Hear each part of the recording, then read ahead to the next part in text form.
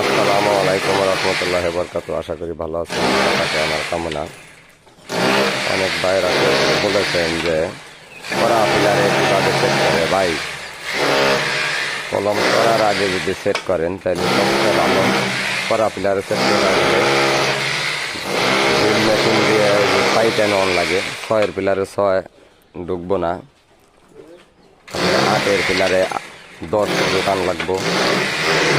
এইভাবে লাগাইতে হয়। তো আপনারা যদি পারেন তাহলে আগে থাকতেই যখন কলমগুলো ডালবেন তার আগে থাকতে আমাদের সাথে যোগাযোগ করবেন। তখন দেখবেন যে অটোমেটিক ডালাই দেওয়া ডাল যাইতেছে।